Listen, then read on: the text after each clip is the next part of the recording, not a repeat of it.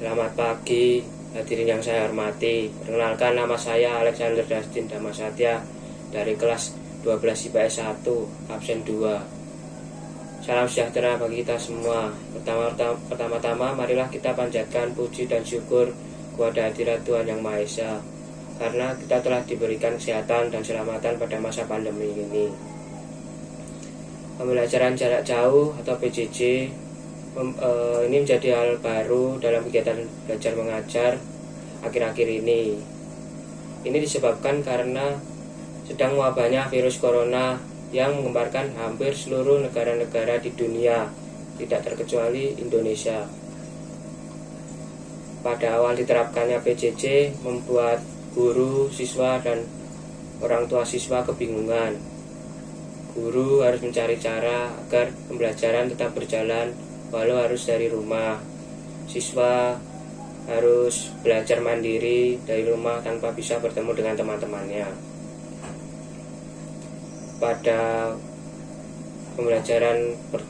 pemberlakuan PJJ pertama kali, beberapa sekolah menggunakan aplikasi Zoom, web e-learning, Google Classroom, dan web atau aplikasi lainnya.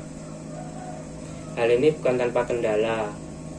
Beberapa siswa mengalami kesulitan. Hal ini disebabkan oleh banyak faktor seperti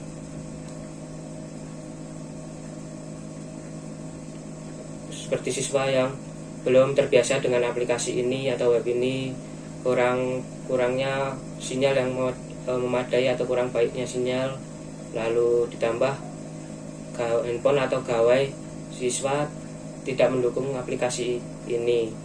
Tambah lagi setelah melakukan pembelajaran jarak jauh selama beberapa bulan, kuota siswa mulai menipis, bahkan ada yang habis dan harus ke rumah temannya meminjam internet dan mencari bantuan kepada temannya. Sebenarnya pemerintah sudah memberikan subsidi kuota untuk belajar siswa, tapi masih ada yang kurang dan hanya bertahan selama beberapa bulan saja. Dibandingkan dengan pembelajaran tatap muka, pembelajaran jarak jauh lebih dianggap positif karena kita tidak berinteraksi langsung dengan orang lain. Lalu ada sisi negatifnya, yaitu kita kurang paham akan materi yang akan diberikan.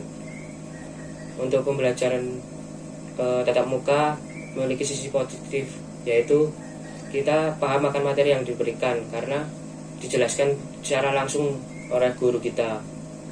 Namun ada sisi negatifnya, yaitu kita harus masuk sekolah dan berinteraksi langsung dengan orang lain. Nah, masalah pembelajaran PJJ dan tatap muka sebenarnya ada solusinya yang bisa membuat kita lebih terbantu.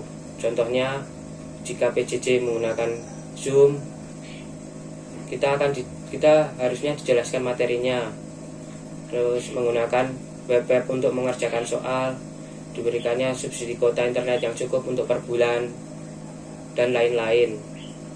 Dan untuk contoh pembelajaran tatap muka, kita bisa masuk sekolah asalkan dengan protokol kesehatan, yaitu setiap kelas dibatasi beberapa murid dengan cara membagi setiap sesi. Misalkan sesi pertama digunakan untuk sesi IPA, selanjutnya ditentukan jam untuk sesi kedua yang akan digunakan untuk kelas IPS dan kelas lainnya.